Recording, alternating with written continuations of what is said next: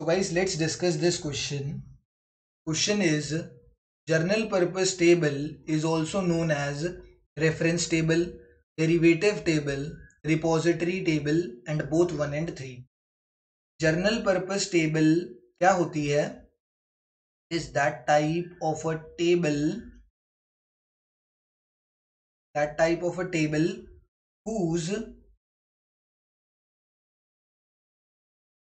whose data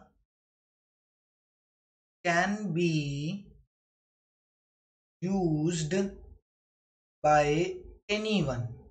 मतलब ये table journal लोगों के लिए बनाई गई है, कोई ऐसा इसका स्पेसिफिक पर्पस नहीं था कि यार कि ये बस हमें डाटा कलेक्ट करना है किसी काम के लिए, कि मेरी कोई कंपनी है एंड मुझे कोई ज़रूरत है कि मुझे ये डाटा कलेक्ट करना है, मुझे देखना है कि लोगों के बीच में मेरे प्रोडक्ट की कितनी डिमांड है।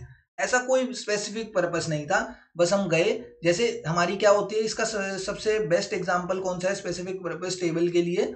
जैसे हमारी सेंसेस होती है, तो सेंसस का कोई पर्पस थोड़ी है कि हमें जानना है, या मतलब ये तो है ही कि हमें पॉपुलेशन के बारे में जानना है, बट सेंसस से जो टेबल बनती है, that is a journal purpose table.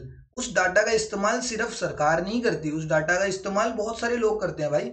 It's data can be used by government, any private company, ठीक है, कोई प्राइवेट कंपनी भी यूज कर सकती है। किसी इंडिविजुअल को भी चाहिए, मुझे पढ़ाई करनी है, मैं स्टैटिस्टिशियन बनना चाहता हूँ, तो मैं भी उस डाटा का इस्तेमाल कर सकता हूँ, कोई भी उस डाटा का इस्तेमाल कर सकता है। That type of table is known as general purpose table. General purpose table को ही हम क्या बोल देंगे, एक इसके नाम क्या होते हैं, अदर नेम।